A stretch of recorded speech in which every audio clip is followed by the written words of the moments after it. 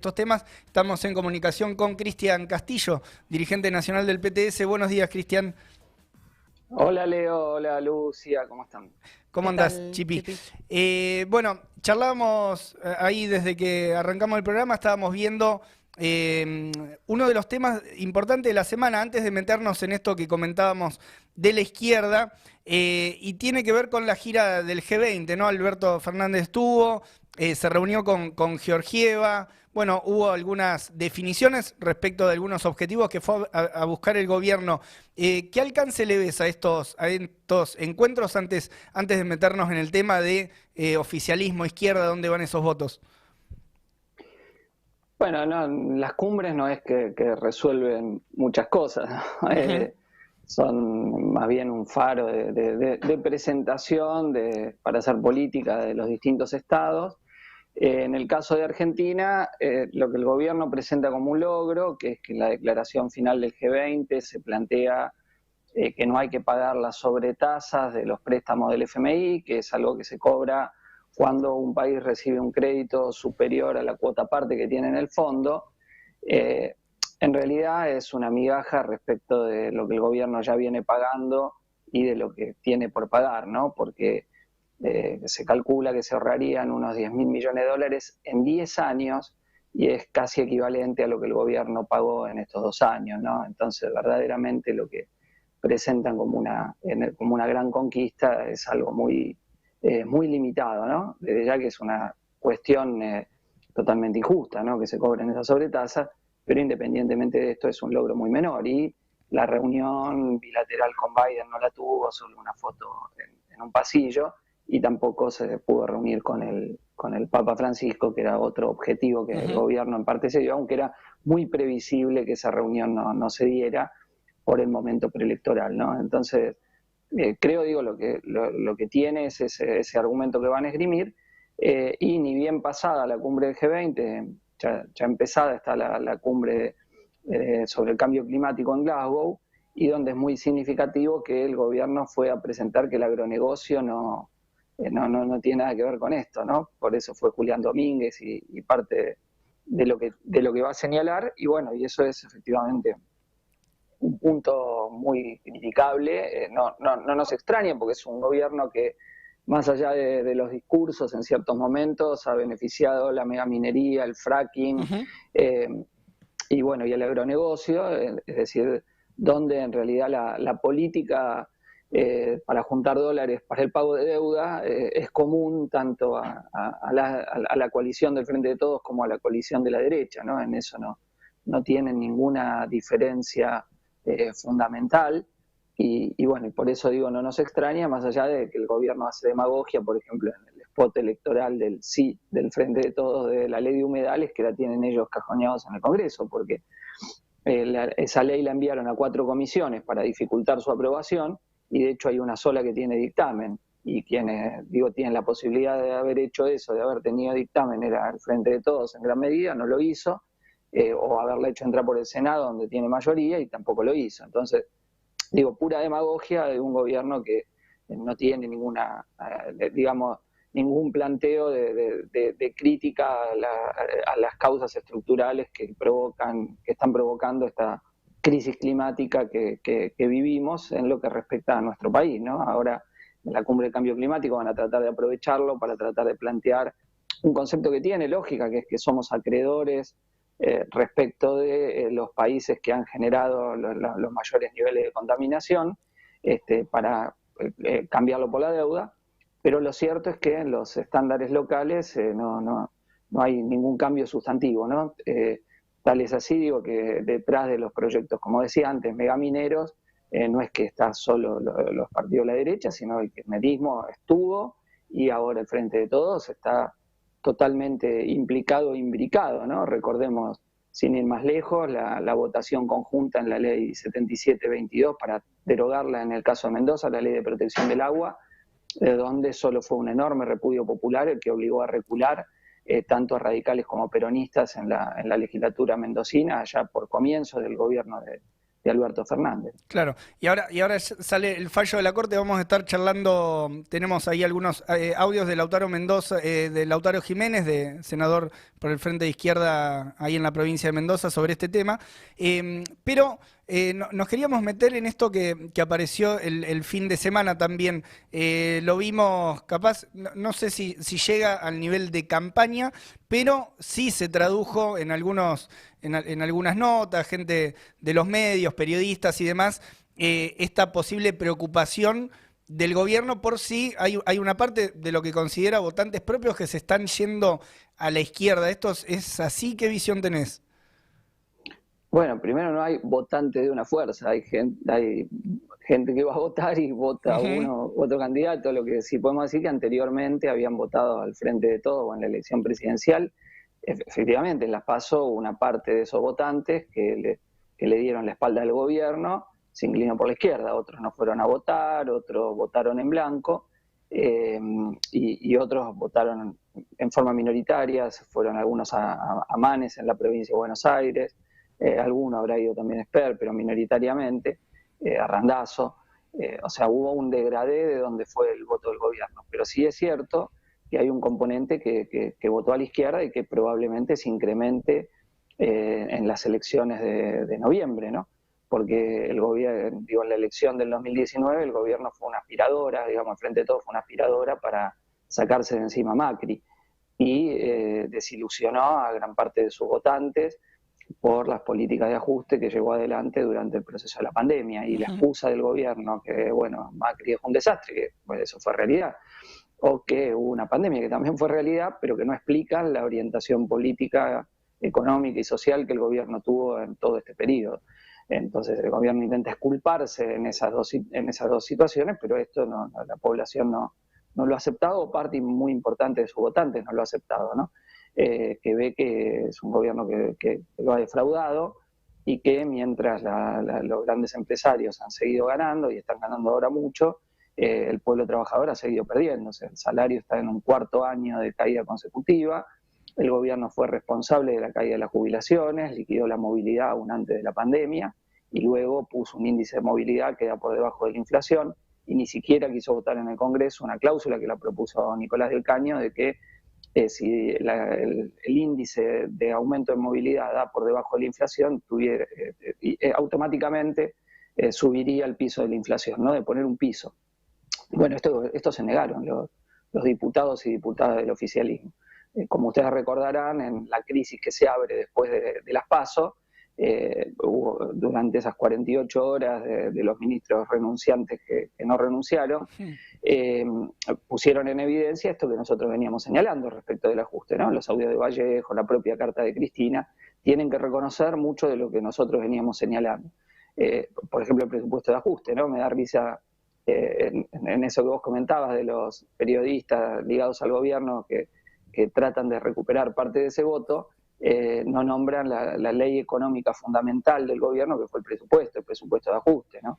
Porque el gobierno, por sus leyes económicas, está acá donde está. Es decir, por haber atacado el bolsillo de los trabajadores y haber aplicado en este año un ajuste por el cual Guzmán fue felicitado nada más y nada menos que por Domingo Felipe Cavallo. Y donde, digamos, la demagogia que el gobierno ha hecho discursiva, bueno, no le alcanzó porque la situación es muy difícil para la clase trabajadora, verdaderamente se ha avanzado en mayores niveles de precarización laboral, aparte de pérdida del salario, una parte de la población la pasó muy mal, y bueno, y además esto se vio agravado por actitudes como la famosa fiesta de Olivos, ¿no? Que bueno, que fue un poquito lo que colmó el vaso, porque mientras la gente la pasaba muy mal y el gobierno pedía sacrificios de todo tipo, había algunos que no la pasaban tan mal. Ujú. Y eso fue una suerte de quiebre, no por el hecho en sí mismo, sino por la acumulación de enojos y broncas, y además la conclusión que el discurso del gobierno de te vamos a cuidar, primero vas a estar vos, etcétera, bueno, no fue la realidad, ¿no?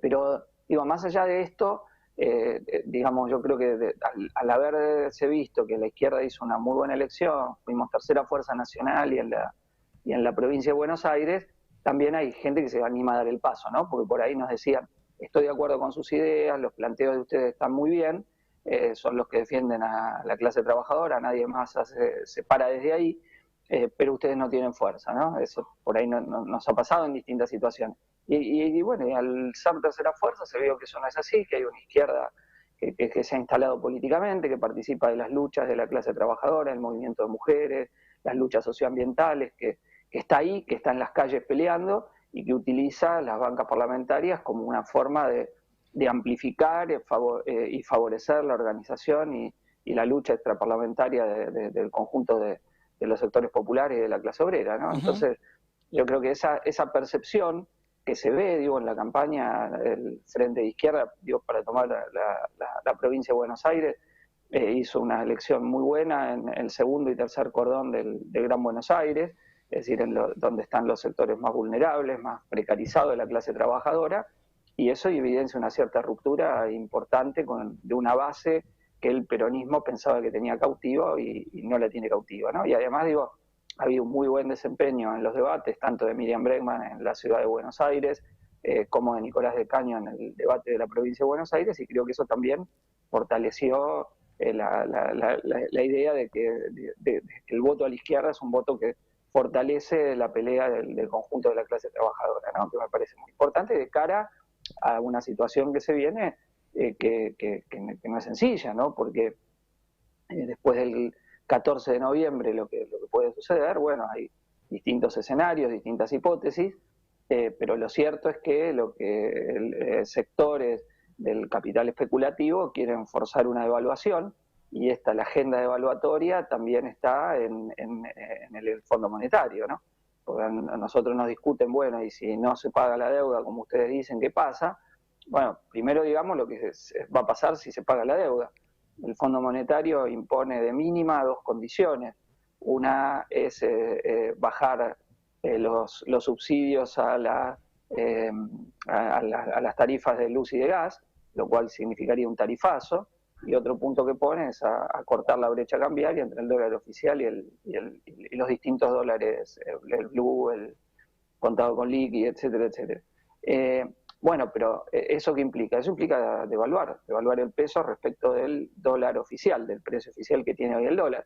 ¿Y eso qué significa? A la vez recesión y a la vez inflación, porque una devaluación encarece las importaciones y bueno, ese es el resultado que hay, es decir, es un nuevo ataque sobre el bolsillo de la clase trabajadora y según la magnitud que tenga la devaluación, es incluso esta pequeña recuperación que viene habiendo económica, frenarla y una situación recesiva también. Entonces, digo, independiente, aún estoy hablando de los años que ellos llaman de gracia, antes de que empiecen los pagos. Claro. O sea, ya la situación sería muy complicada, es un ajuste del acuerdo con el fondo. Cuando el futuro embajador de los Estados Unidos hizo las declaraciones de que Argentina tiene que tener un plan sustentable y no lo presentó, se está refiriendo a un plan que diga esto, no a cualquier plan económico. Y el Fondo Monetario, los acuerdos que ha hecho son acuerdos donde no hay esta brecha cambiaria entre los distintos dólares, que en realidad, digo, el dólar blue tiene muy poco volumen de las transacciones en dólares, tiene aproximadamente el 1% del total de las transacciones que se hacen, pero es un factor de presión, sobre todo de los grandes exportadores, que serían los beneficiarios directos de una devaluación, ¿no? Me refiero a los exportadores agrarios en primer lugar, claro. y que tienen poder de lobby, poder de presión, para tratar de empujar e imponer esto, ¿no? Ya sea por una vía acordada o por un intento de golpe de mercado. Y como el Banco Central tiene relativamente pocos dólares para hacer frente, bueno, se ve esa debilidad, el gobierno tiene debilidad política y es parte de lo que está y digamos, más allá de los discursos que están haciendo ahora de campaña para tratar de evitar una fuga mayor de votos hacia la izquierda, ¿no? Que empezaron a volver a poner el tema de la deuda externa, no vamos a pagar con el hambre del pueblo. Si se acuerdan, con el FMI no hay forma de no pagar con el hambre del pueblo. Porque, insisto, medidas centrales que exige el Fondo Monetario en cualquier tipo de ajuste, en cualquier tipo de acuerdo, perdón, son de ajuste. Digo, aparte de que ya vienen ajustando, ¿no? Y entonces, digo, hay ahí una contradicción en los términos de lo que sostiene un ala del gobierno que viene haciendo esta campaña, que si van a acordar, van a eso. Yo digo, el gobierno se encamina, pero en una situación ya de mucho más desgaste previo, a la lógica Tsipras, ¿no? Refiriéndonos al primer ministro griego de Syriza, que en su momento dijo que no iba a cumplir con el plan de ajuste de la llamada Troika, que le imponía un ajuste brutal a Grecia. Incluso había llamado un plebiscito para ver si la población estaba de acuerdo o en contra. La mayoría, más del 60%, votaron en contra del ajuste y sin embargo terminó aprobando el ajuste, aplicándolo, produciendo una caída de todos los indicadores sociales muy fuertes para la población griega, con un ajuste tras otro, y bueno, y terminó dándole el poder de vuelta a la derecha griega. Cristian, entonces, si uno ve la dinámica, después del 14 de noviembre, más allá, digo, de los plazos, de los regateos que los va a haber, hasta marzo no, incluso puede ser un poquito más, no hay necesidad de cerrar inmediatamente con el Fondo Monetario, pero encaminarse hacia ahí, y mientras además le estamos pagando. Porque yo decía antes, ellos ahora hacen gala de que se van a ahorrar estos 10.000 millones en 10 años, y en estos 2 años ya pagaron algo parecido. Entonces, y mientras no ha habido recursos para educación, para salud, para obra pública, para las necesidades fundamentales de la clase trabajadora y de los sectores populares, ¿no? Y agrego una cosa más. Sí. ¿No? La burguesía está poniendo en agenda la reforma laboral, lo cual es muy, muy cómico, porque uno ve en el último año nada más la participación de los salarios en la renta nacional cayó un 10%. O sea, crecieron las ganancias capitalistas. Y los que se quejan del costo laboral son los que ganaron, ¿no? O sea, todavía quieren ganar más. Y ponen eso en agenda y no cómo se recupera el salario.